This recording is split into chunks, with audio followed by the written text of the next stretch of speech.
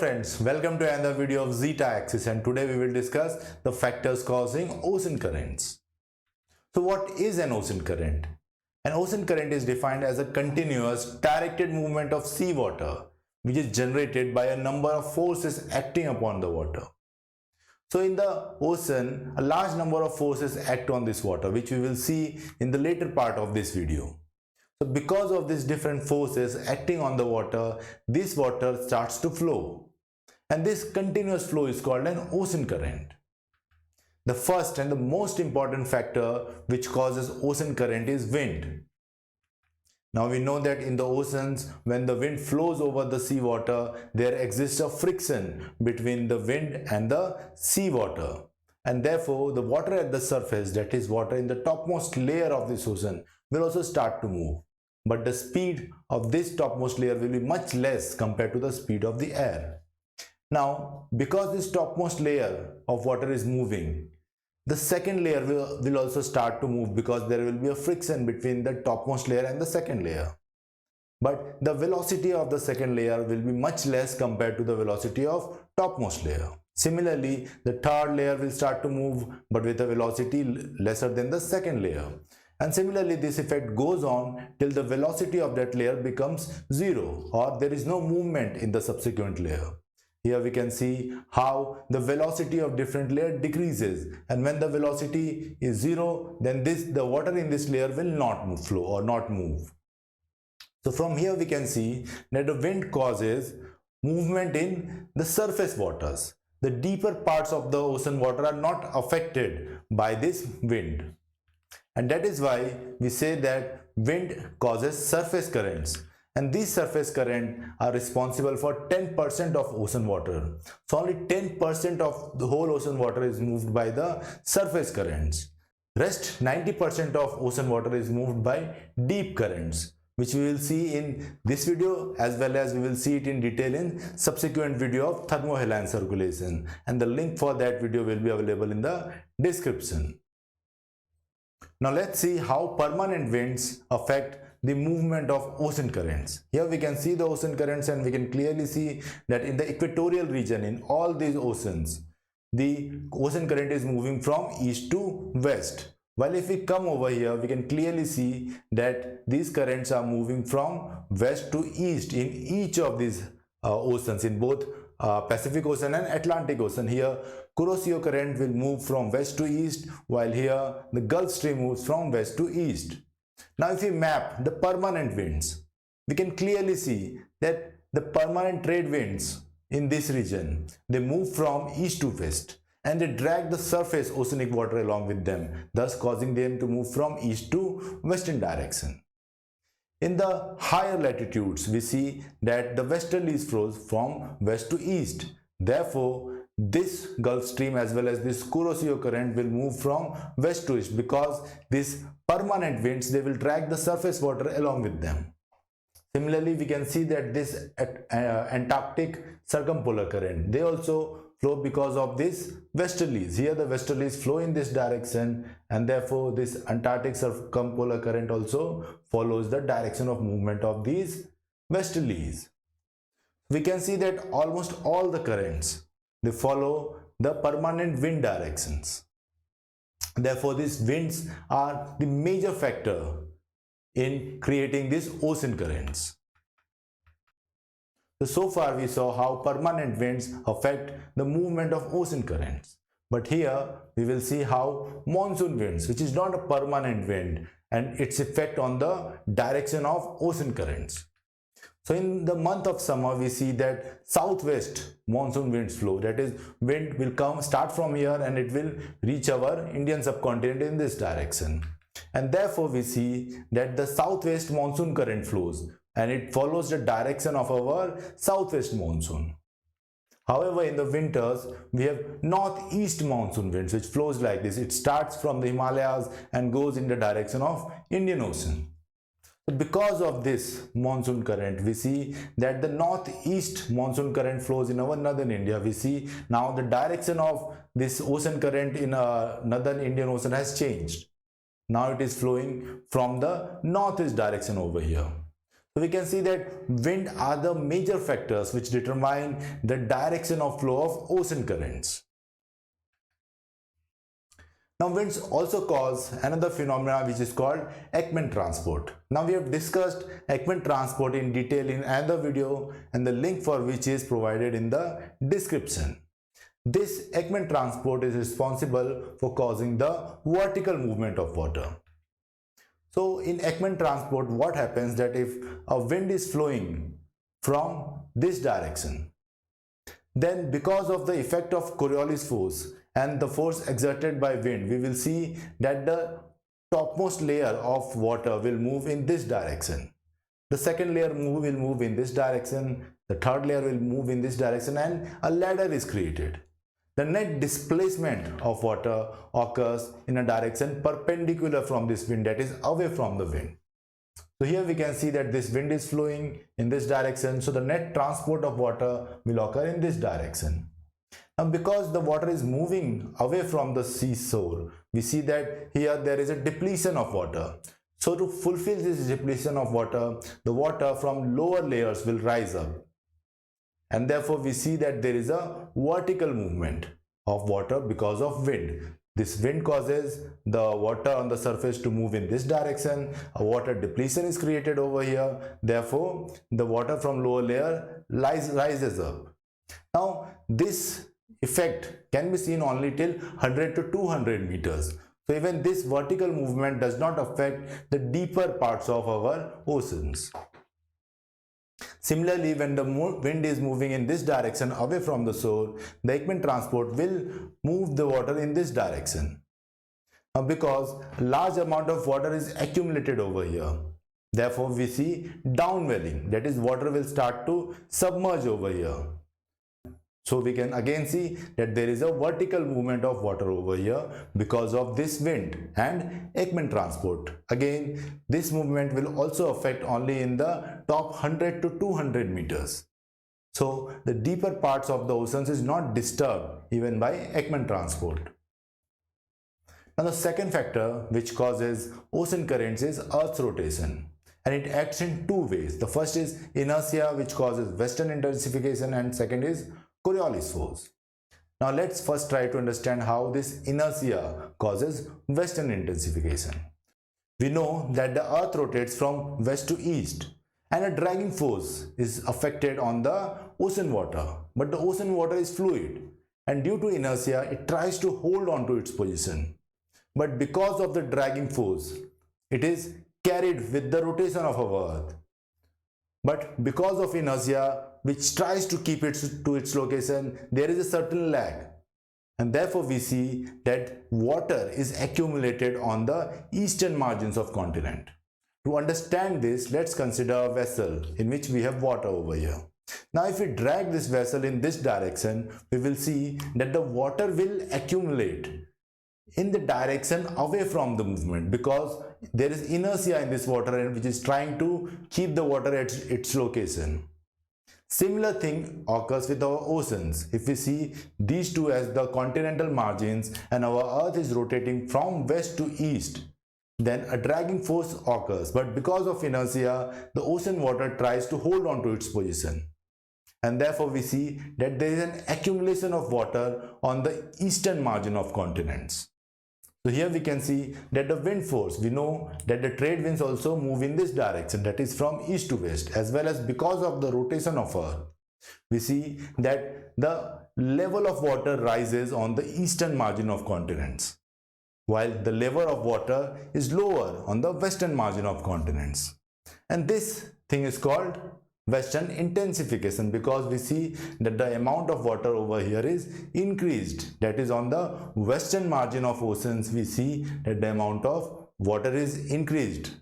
So remember, it is western margin of the oceans while eastern margin of the continent on which we see this western intensification. So we can now see that the water is accumulated on the eastern margin of the continents because of the wind flowing in this region, that is the trade winds as well as rotation of the earth. So because of inertia, the water which was here, it was trying to hold on to its position, but the earth was moving, therefore that water got displaced over here. So we can see that how this rotation of earth also creates movement of water. We can see that the water is moving in this direction because of the rotation of the earth and the inertia of the water, which is trying to hold on to its position. Now, because the level of water is higher over here and lower over here, therefore a pressure gradient exists due to the gravity, which is trying to pull the water from the higher level to the lower level. But because of these two forces, the combined effect of these two forces overcomes this pressure gradient, and therefore we see that water flows from the eastern side towards the western side, causing western intensification.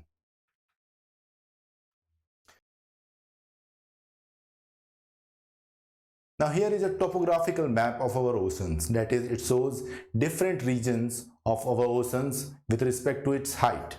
This is the scale for this. We can see that the red color and white color indicate the regions of oceans which are higher, while the blue color indicates the regions of water which are lower. So if we see this, we can clearly see that the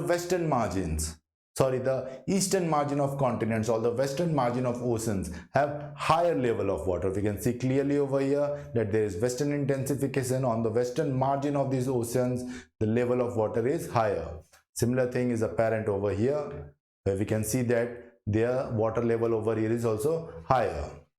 And similar thing we can see in Atlantic on both the eastern margins of South America and North America. The level of water is higher compared to over here. Now the earth rotation also creates Coriolis force. And we already know that Coriolis force is a force which deflects the movement of any fluid. If we are moving in the northern hemisphere, then it will deflect the fluid in the rightward direction. You can see that when you are moving from the equator towards the pole, it is deflected in this direction, while when you are moving from the pole to the equator, it will deflect you in the right direction again. And similarly, in the southern hemisphere, the Coriolis force acts in a direction to deflect the fluid in the leftward side. So here, when we are moving from the equator towards the pole, it is deflected in the left hand direction. And similarly, when we are moving from pole to equator, again it is deflected in the left hand side. So this Coriolis force plays a major role in changing the direction of these ocean currents. Here we can see that the Coriolis force is acting in this direction. So because of it, this ocean current will change its direction. Similarly, here the Coriolis force will act in this direction, so its direction changes. Again, here the Coriolis force is acting in this direction, so it will change the direction of this current. So we can see that this circular motion of ocean currents is because of the Coriolis force. So these geysers in each of these oceans are produced because of Coriolis force. So Coriolis force helps in turning or changing the direction of the ocean current, but it does not change the velocity of these ocean currents. The next factor which causes ocean currents is density, which can be changed by changing the temperature or by changing the salinity. So any change in one of them will change the density. So we will see both of these together. So if we see that there is an increase in temperature, then it will increase the salinity of the water because of evaporation. More evaporation will lead to less water, but the salt will remain in the water. Therefore, the percentage of salt in the water increases and therefore salinity increases. Then we see that the density of water decreases because of heating of the water expands and therefore the density decreases. But as the water expands, we will see that the volume of water increases. Now this expansion of water in the tropical regions, it increases the level of water in the tropical regions. And therefore we see that there is a gentle slope in the oceanic water from the equatorial region towards the polar region. And if we see the salinity, then salinity increases, it increases the density because density is directly proportional to salinity. Now because of this increase in density, the denser water is heavier and it will sink in the oceans. Now when this water sinks in the deeper parts of the ocean, a depletion is created on the upper layer. And to fulfill this depletion, water from the subsequent or adjacent regions will flow from that to this region, creating a surface ocean current. So here, as we discussed, because of higher heating of water in the equatorial region, the level of seawater in the equatorial region is higher, while because of cooling in the polar regions, the density of water decreases, therefore volume of the water decreases, and therefore the height of the water in the polar region also decreases. Therefore a natural gradient exists. We see that there is a higher level of water over here and lower level of water in the polar region. So because of this, the gravity will try to pull this water from the higher level towards the lower level. However, in practice, this profile is modified by several other factors acting on the ocean water. Now here we can see the topographic profile of the ocean water, that is, in which region the water is higher. The higher regions are marked by white or red color, while in the regions where the water is lower, it is marked by the blue color.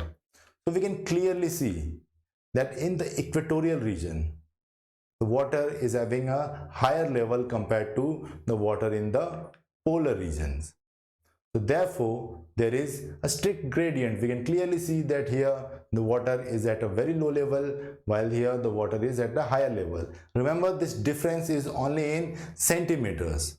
It is not like thousands or hundreds of meter difference is created. Only difference is created in centimeters or few meters. But this much gradient is sufficient to cause surface ocean currents. Now we will see the effect of temperature and salinity together. In the polar regions, we know that the temperature is low, therefore the density increases. Because of this density increase, the weight of the water is increased. Similarly, in the polar regions, what happens that ice is formed. Now when ice is formed, the seawater contains lot of salts. So this ice, it rejects or throws out the salt by a process called brine rejection. Now as this ice throws away the salt, it increases the salinity in the adjacent water. Now this water being cool is already dense, but with the addition of salinity, this density further increases, and therefore this water will descend in the lower parts of the sea or ocean. Therefore we see that a vertical ocean current can be seen because of this temperature and salinity effect. Now in practice, we see that this phenomena is mainly observed in three parts of our ocean. The first is here on the Norwegian coast, then here on the East Greenland coast, as well as in the Weddell Sea of Antarctica. So here what happens that water, it downwells, or it goes in the deeper parts of the ocean. So at the surface we see that there is a depletion of water.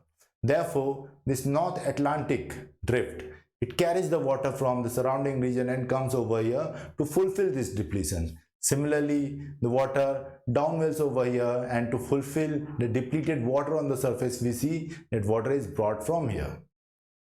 In fact, in Weddell Sea also we see that there is a local geyser which moves because of this downwelling of water over here. So we can see that because of this temperature and salinity variation, the water in a region will descend in the deeper parts of the ocean.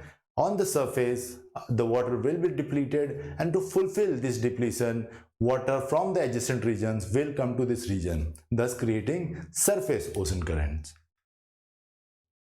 The thermohaline circulation, which is a well-known circulation and very important circulation for distributing heat in our earth, is also guided by this thermal and haline parameters. We know that thermohaline circulation depends on two things. First is temperature difference, and second is salinity difference.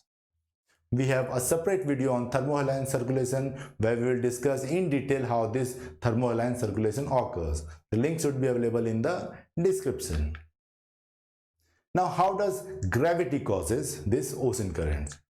So we have seen that because of western intensification, the level of water on the eastern margins of continents or western margins of ocean is higher in each ocean, and therefore there is difference in the level of water. The level of water over here is higher, while the level of water over here is lower. Now the gravity tries to pull the water from the higher level to the lower level, but we have earlier seen that the trade winds as well as rotation of earth, they counter this pressure. But when we go to the doldrums is the region where there is not much wind. The trade winds don't flow at much velocity over there. So in the doldrums, what happens that the pressure gradient because of gravity is higher compared to the force generated by rotation of the earth. Therefore, in the doldrums, we see counter equatorial current, which flows from the higher level of water to the lower level of water. So we can see that because of this, gravity creates an ocean's surface current. Pressure belts also cause ocean currents. We know that there are high pressure belts as well as there are low pressure belts. Now the regions where there are high pressure, we see that the sea level will be slightly lower because of the weight or because of this high pressure over here. While the regions or the belts where there is low pressure, we will see that the level of ocean will be a little higher. Again, this difference is in centimeters and not in several hundred meters. But this slight difference in height is also good enough to cause ocean currents. So we have discussed all the major factors which cause ocean currents, and here is a summary of this.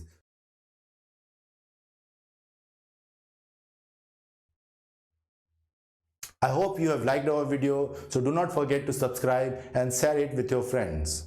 If you have any doubts, you can ask in the comment section and we will try to resolve them. If you like our effort, then you can contribute to us by using the QR code over here. Thank you for watching the video.